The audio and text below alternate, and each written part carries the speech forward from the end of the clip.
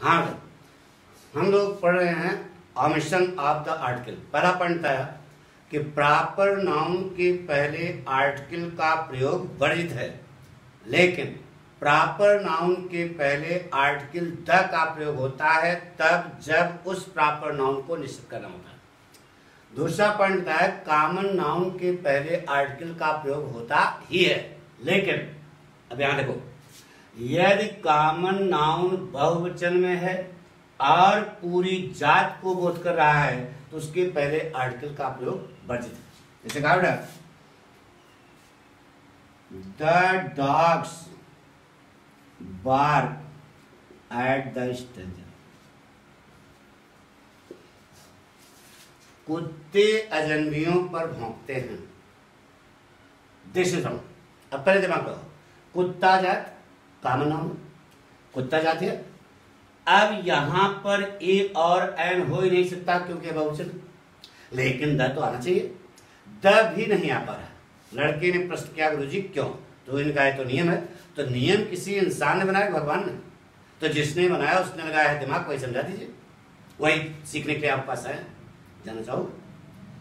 अच्छा बताओ बेटा, इसका मान लो ये इस वाक्य पाठक बोल रहे हैं, इस वाक्य का शाब्दिक अर्थ क्या हुआ? जरा दिमाग लगाओ। द माने डॉग्स माने कुकुर, बार्क माने भौंकते हैं, एट द स्ट्रेंजर अजनबियों पर। देखो, वह कुकुर अजनबियों पर भौंकते हैं, यानी कि जितने कुत्ते पाठक जानते हैं वह तो अजनबियों पर भौंकते हैं। तो क्या अमेरिका वाले बातें करते हैं? रूस वाले बातें करते हैं? मतलब क्या हुआ? यानी कि द लगा दे। अच्छा मान लो पाठक कितने कुकुर जानते हैं? मोहल्ले कुकुर जानते हो, तो जो पाठक के मोहल्ले के कुकुर हैं ये तो अजनबियों पर भौंकते हैं। तो लखनऊ वाले जो है बातें करते हैं क्या? है ना? मान लो कानपुर के पूरे कुकुर जानते हो, तो कानपुर के कुकुर भौंकते हैं, तो क्या लंदन वाले जो है बातें करते हैं क्या? मतलब समझना यह है कि द लगा देने से एरिया क्या हो जाएगा? निश्चित हो जाएगा। और यहां पर द निश्चित कर देता है ना, द माने वह डिफरेंट आर्टिकल है, निश्चित करती है, तो निश्चित कर देगा ना। और जब कि कहना चाहते हो कि संसार के जितने कुकुर हैं सभी अजनबियों पर भौंकते हैं, इसलिए यहां पर द का प्रयोग क्या है? जैसे कहा बेटा, the roses smell sweet. The roses माने ओह, मान लो यह बात पाठक बोल रहे हैं, तो द माने ओह, यानी जिसके बारे में वक्ता को जानकारी है। द माने वह, यह वह है जो सामने है या नहीं है, लेकिन वक्ता को उसके बारे में जानकारी है। तो द पाठक बोल रहे हैं, इस वक्त वक्ता पाठक है। तो द माने ओह, जिस गुलाब को पाठक ने देखा है वह तो मधुरता से महकते हैं। तो क्या अमेरिका वाले बदबू मारते हैं क्या? बोलो बोलो, नहीं ना। इसका मतलब द लगा देने से तुम्हारा क्षेत्र क्या हो रहा है? सीमित हो रहा है। वाक्य आपका क्या हो रहा है? गलत हो रहा है। जैसे कहा बेटा, the birds fly in the sky. The birds माने वह चिड़ै, जितने पक्षी पाठक जानते हैं वह तो आकाश में उड़ते हैं, बाकी सब पानी में कबड्डी खेलते हैं क्या? तो आर्टिकल का प्रयोग द क्या होगा? Birds fly in the sky. जैसे कहा बेटा, the cows are useful animals. The cows, the माने वह गाय उपयोगी जानवर है, यानी जितनी गायें पाठक, द माने द काउ, वह गायें, जितनी गायें पाठक जानते हैं वह तो उपयोगी हैं क्योंकि दूध देती हैं। तो क्या ब्रिटेन वाली पानी देती है क्या? मतलब समझे नहीं। द लगा देने से आपका सवाल क्या हो रहा है? सीमित हो रहा है, गलत हो रहा है। तो द को आप काट दीजिएगा, वाक्य क्या हो जाएगा? तो बताया कॉमन नाउन बहुवचन में आवे, पूरी जात को बोध करेगा, तो उसके पहले आर्टिकल का प्रयोग वर्जित। बात क्लियर? दूसरा पॉइंट, लेकिन में दूसरा पॉइंट,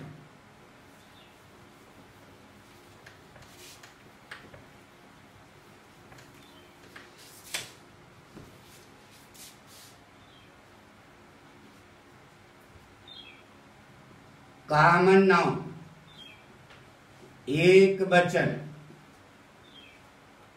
व्यापक भाव,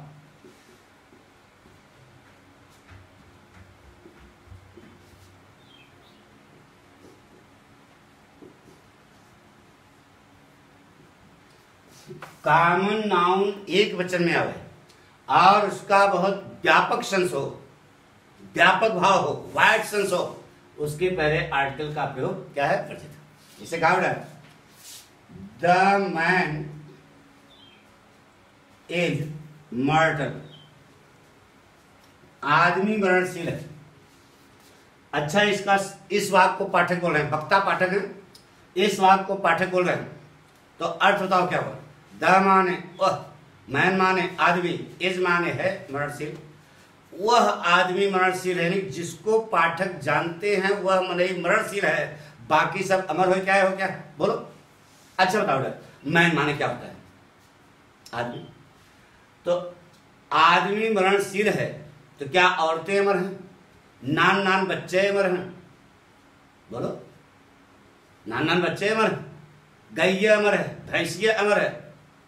यानी कि यहां पर मैन का अर्थ मैन से नहीं है, इसका बहुत व्यापक अर्थ है, लिविंग क्रिएचर्स अर्थ, बहुत व्यापक। जितनी जीवित चीजें हैं सब नाशवान हैं, सब मरेंगी।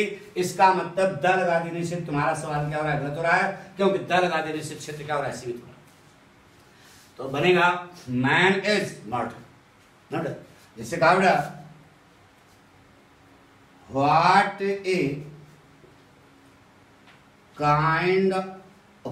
Kind of a thing it is, यह बात है।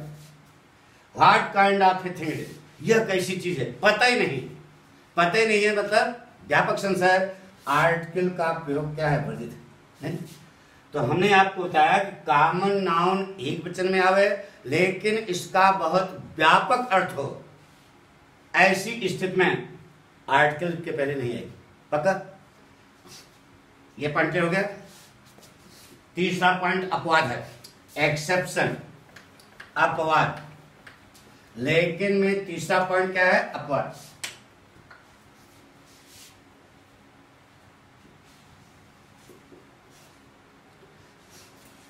कॉमन नाउन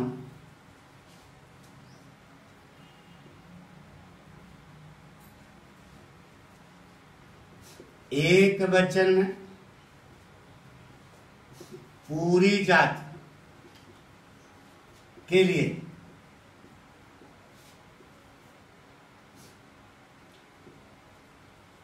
फोटो मारो। कॉमन नाउन एक वचन में आवे, पूरी जात के लिए आवे, तो उसके पहले आर्टिकल द का प्रयोग हो। क्या? कॉमन अपवाद है, इस पे कोई तर्क नहीं है। कॉमन नाउन कै वचन में आवे? एक वचन में आवे, और पूरी जात के लिए आवे, तो उसके पहले आर्टिकल द का प्रयोग होता है। सही से कहा।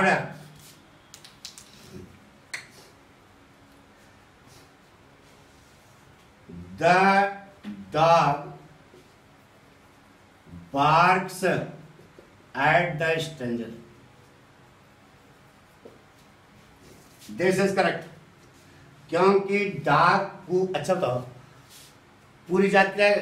डॉग माने के कुत्ता, तो कुत्ते भौंकते हैं तो का कुतिया बातें करते हैं क्या?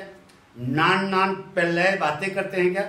तो कॉमन नाउन एक वचन में है, कॉमन नाउन, लेकिन पूरी जात, चाहे कुत्ता हो, चाहे कुतिया हो, चाहे पल्ला हो, सभी जो है क्या करते हैं? भौंकते हैं। तो कॉमन नाउन एक वचन में है, पूरी जात को बोध करा है, इसके पहले आर्टिकल क्या लगेगी? द। इसे कहा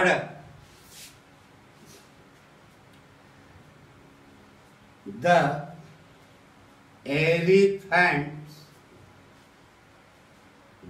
elephant is vindictive। The elephant, हाथी, हाथी जात, एक वचन में है, बहुवचन में? एक वचन में है, पूरी जात का। हाथी बदले की भावना वाला होता है, तो का हथनी नहीं होती? उसका जो बच्चा होता है उसके भी अंदर बदले की भावना होती है। तो कॉमन नाउन एक वचन में है, व्यापक सेंस में है, कॉमन नाउन एक वचन में है, पूरी जात के लिए है, तो उसके पहले आर्टिकल द का प्रयोग क्या है? सही। पक्का करोगे? जैसे कहा the bird flies in the sky, the bird flies in the sky, the cow is a useful animal. सीधे सीधे कहा यार, कॉमन नाउन एक वचन में आवे, पूरी जात के लिए आएगा तो उसके पहले आर्टिकल द का प्रयोग होगा, यह एक्सेप्शन है। अब अगला पॉइंट लिख लो बेटा, करेक्टिव नाउन समूहवाचक संज्ञा।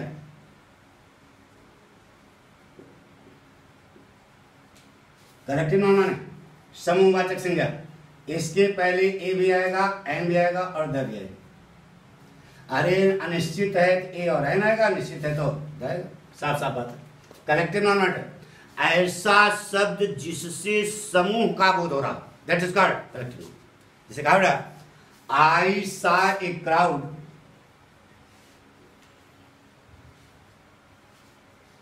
ऑन द रोड, मैंने सड़क पर एक भीड़ देखी। कौन सा नाउन है? Collective noun. अरे क्राउड यार, भीड़ के पहले आर्टिकल क्या लगी था? आर्टिकल ए लगी। अनिश्चित है यानी कि उस क्राउड के बारे में हमको जानकारी नहीं। जैसे कहा बेटा, तो करेक्टिव नाउन जब समूह में रहेगा तो वर्ब जो है, सॉरी वर्ब की बात नहीं हो रही यहाँ, आर्टिकल की। करेक्टिव नाउन समूहवाचक संज्ञा, इनके पहले आर्टिकल का प्रयोग होता ही है। निश्चित है तो द लगेगा, अनिश्चित है तो ए और एन। जैसे कहा बेटा, द मॉब, मॉब माने उग्र भीड़, moves towards the city. Mob कौन सा नाउन है? उग्र भीड़। कौन सा नाउन है? Collective noun. कलेक्टिव नाउन है, और जो इंसान इस वाक्य को बोल रहा है उस भीड़ के बारे में, उग्र भीड़ के बारे में जानता है, उसके पहले आर्टिकल तभी तो कर रहा है, the mob moves towards the city. बस तो कलेक्टिव नाउन के पहले आर्टिकल का प्रयोग होता ही। जैसे कहते हो it is an army, army क्या है? कलेक्टिव नाउन है, उसके पहले एन लगाया, वाक्य है सही। तो इसमें कोई एक्सेप्शन नहीं है, कलेक्टिव नाउन के पहले आर्टिकल का प्रयोग होता ही है। क्लियर हो गया? पक्का? ठीक है, बाकी अगले एपिसोड में।